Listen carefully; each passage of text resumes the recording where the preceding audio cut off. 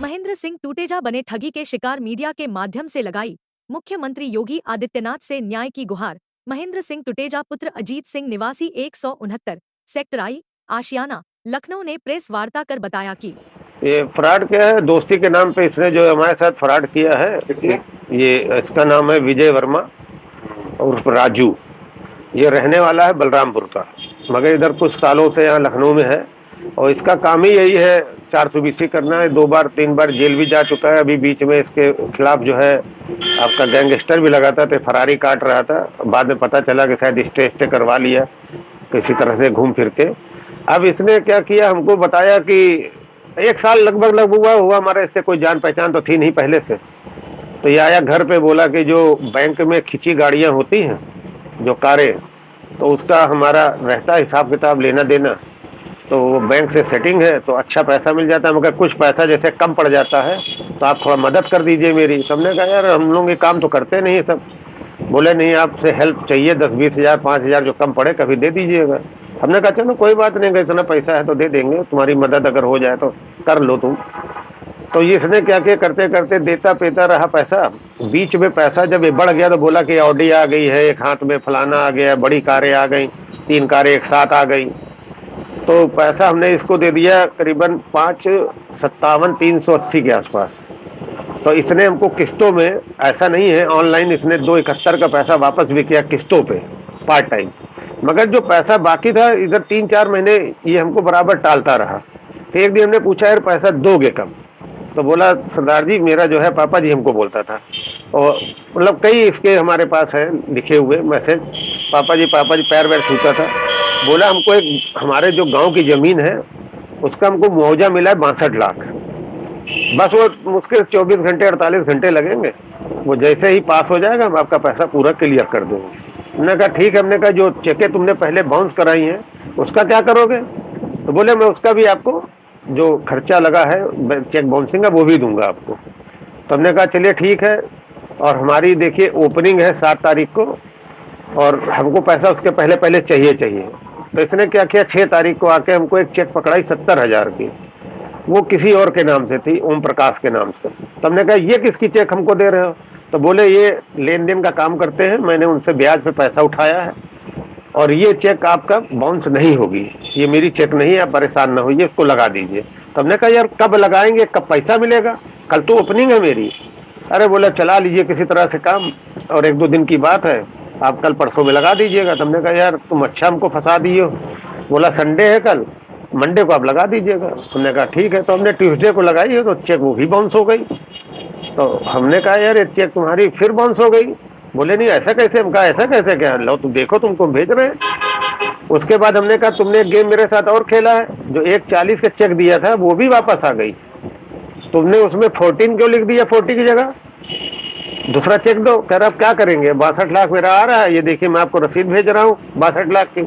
इसने बैंक में जाके यूनियन बैंक की रसीद में मुहर लगा के दस्तखत बैंक मैनेजर के करके और उसको हम लोगों को भेज दिया।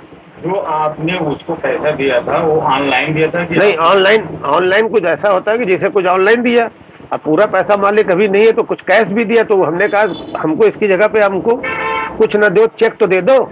ये बल्कि हमारे पास गाड़ी रखने भी आया था, मोटरसाइकिल कोई थी, स्कूटी मतलब नहीं है कोई। तो हमने कहा ये काम हम सब नहीं भाई, हटाओ ये स्कूटी। तो हमको सिर्फ उसके हमारी उसके लिए एक चेक दे दो।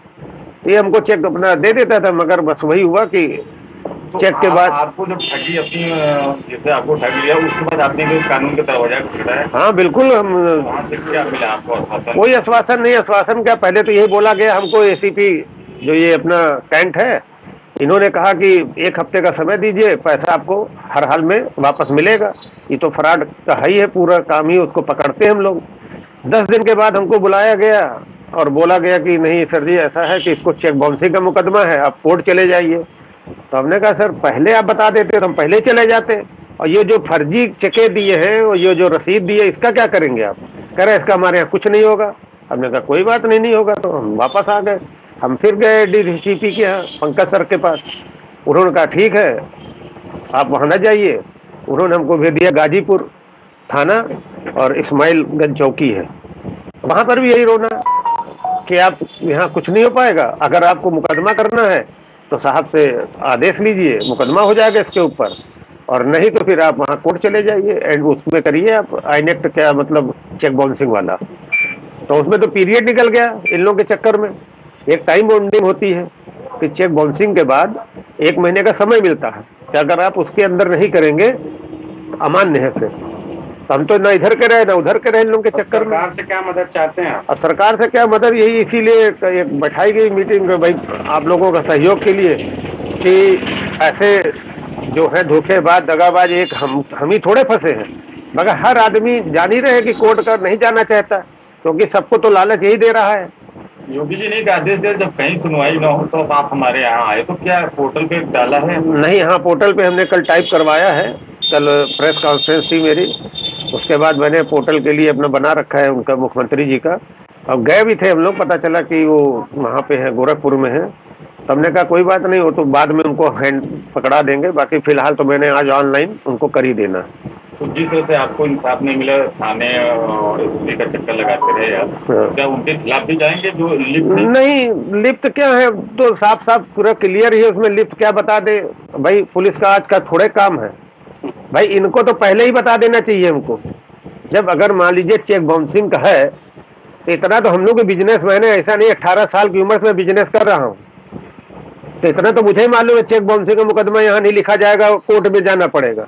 तो ये पहले क्यों बता दिए कि 1 हफ्ते के अंदर सरदार जी जो है आपको पैसा मिल जाएगा। जब हमारा टाइम पीरियड निकल गया वो आके इनसे मिलता रहा और हमको ये लोग बताते नहीं थे।